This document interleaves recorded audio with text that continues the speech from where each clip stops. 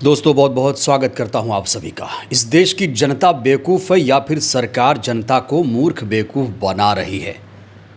जब से ये सरकार आई है जनता लाइन में ही लगी है। नोटबंदी हुई उसके बाद जनता एटीएम के बाहर लाइन में लगी।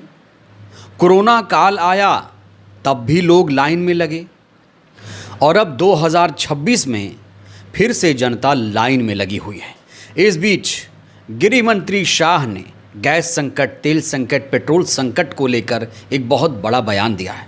शाह का वो बयान मैं आपको सुनाऊंगा, लेकिन शुरुआत करेंगे दोस्तों एक दुखद खबर से।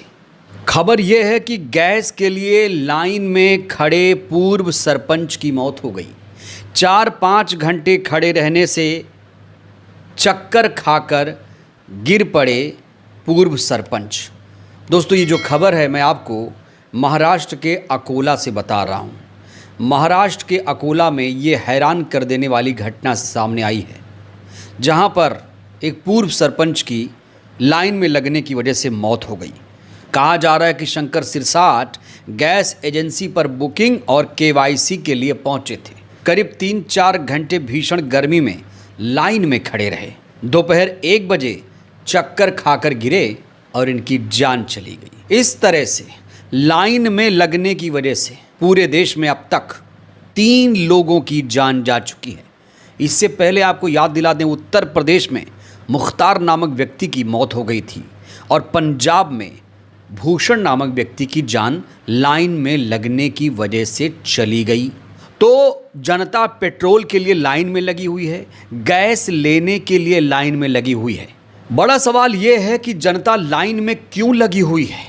क्या सरकार इसके लिए जिम्मेदार है या फिर खुद जनता ही इसके लिए जिम्मेदार है? दोस्तों आपको बता दें, इजराइल, ईरान, अमेरिका के बीच इस समय युद्ध चल रहा है और कहा जा रहा है कि इससे हमारे देश पर एक बहुत बड़ा असर पड़ा हुआ है। याद करिए, प्रधानमंत्री नरेंद्र मोदी ने संसद में कहा था कि जिस तरीके से हमने कोरोना काल में, कोरोना के दौरान चुनौतियों से निपटा, एकजुटता दिखाई, धैर्य दिखाया, और इस संकट के समय में भी हमें धैर्य दिखाना होगा, एकजुटता दिखानी होगी।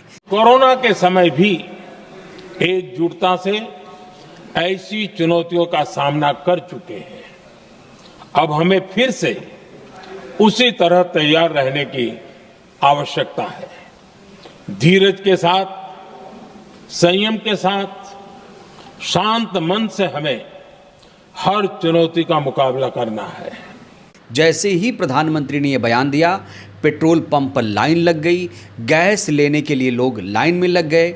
इसके बाद सरकार ने आकर ये बयान दिया कि देश में ना तो तेल संकट है ना तो गैस संकट है। तो जब देश में तेल संकट नहीं है, गैस का संकट नहीं है, तो फिर जनता लाइन में क्यों लगी हुई है? ये अपने आप में बड़ा सवाल है।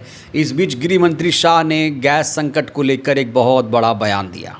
सबसे पहले सुनते हैं गृह मंत्री ने इसको लेकर क्या कुछ कहा। नरेंद्र मोदी जी के नेतृत्व में भारत सरकार ने बहुत अच्छी व्यवस्था की है। कहीं पर पेट्रोल, डीजल या रसोई बनाने के गैस की दिक्कत नहीं है और सब सुचारू रूप से चल रहा है। पर्याप्त मात्रा में भंडार भरे हुए। तो गृह मंत्री को सुना आपने, ये साफ तौर से कह रहे हैं कि देश में गैस सिलेंडर की कोई दिक्कत नहीं है, सब सुचारू रूप से चल रहा है। सरकार को वो तस्वीरें नहीं दिखाई जा रही हैं जो तस्वीरें सरकार तक पहुंचनी चाहिए, क्योंकि टीवी मीडिया ने इन तस्वीरों को अपने टीवी स्क्रीन पर बैन कर दिया है। दोस्तों एक तस्वीर मैं आपको दिखाना चाहता हूं, इस तस्वीर को आप देखिए। ये तस्वीर सोशल मीडिया पर शेयर की गई है। यहाँ तस्वीरों में आप देख सकते हैं कि किस तरीके से लोग गैस सिलेंडर के साथ लाइन में लगे हुए हैं। ये तस्वीरें चीख चीख कर कह रही हैं कि इनको गैस सिलेंडर नहीं मिल रहा है, और देश में कई जगह ऐसी हैं जहाँ पर गैस सिलेंडर वाकई में नहीं मिल रहा है।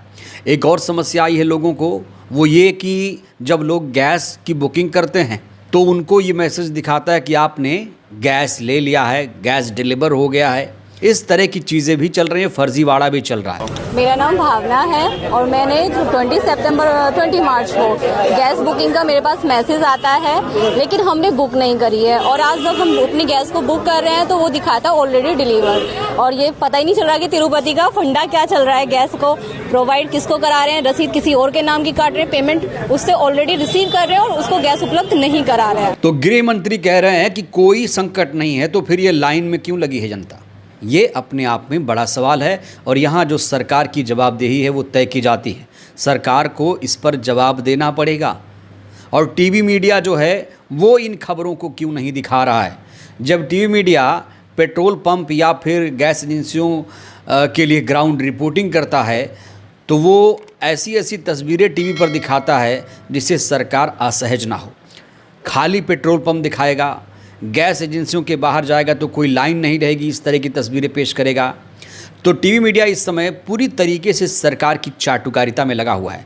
लेकिन ये तस्वीरें, जो भयावह तस्वीरें हैं, वो टीवी स्क्रीन पर नहीं दिखाई जा रही हैं क्योंकि सरकार को इससे दिक्कत है। सरकार ने एक चीज़ तो तय कर दिया है कि भाई हम कुछ भी करें, आप उसे गलत ना बोलो। सरकार जो करे सब ठीक, कोई सवाल नहीं पूछना है, और सवाल पूछोगे तो फिर समस्या झेलने के लिए तैयार रहो। तो देश में लाइन लगने की वजह से अब तक 3 लोगों की जान चली गई, लेकिन सरकार के कानों तक अभी जू तक नहीं रेंग रही है। याद करिए दोस्तों, नोटबंदी के दौरान भी लाइन लगने से कई लोगों की जान चली गई थी। कोरोना में अनगिनत लोगों की मौत हो गई थी और किसान आंदोलन के दौरान भी सैकड़ों किसानों की मौत हो गई थी। जब से ये सरकार आई है, लोग लाइन में लगे हैं, लोग प्रदर्शन करते हैं तो उनके प्रदर्शन को कुचल दिया जाता है, आंदोलन नहीं करने दिया जा रहा है। वहीं बड़ा सवाल ये भी खड़ा हो रहा है, क्या आने वाले दिनों में लॉकडाउन लग जाएगा? तो इसको लेकर पेट्रोलियम मंत्रालय की प्रवक्ता ने स्पष्ट कर दिया है कि लॉकडाउन फिलहाल नहीं लगेगा।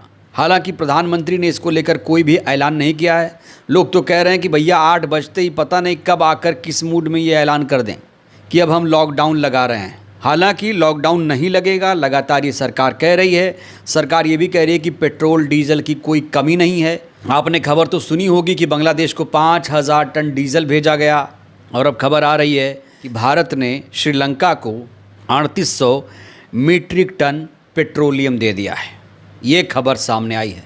हालांकि सरकार ने अभी तक ये जवाब नहीं दिया है कि हमारे पास कितने दिनों का तेल बचा हुआ है। फरवरी में रिपोर्ट आई थी जब बताया गया था कि हमारे पास सिर्फ 22 दिनों का तेल बचा हुआ है, सिर्फ 22 दिन का स्टॉक बचा हुआ है। और ईरान अमेरिका युद्ध को 1 महीने का वक्त बीत चुका है। फरवरी में बताया गया था 22 दिनों का तेल बचा हुआ है, लेकिन अब सरकार की तरफ से कोई भी आंकड़ा सामने नहीं आ रहा है। सरकार इस समय खबरें छुपा रही है।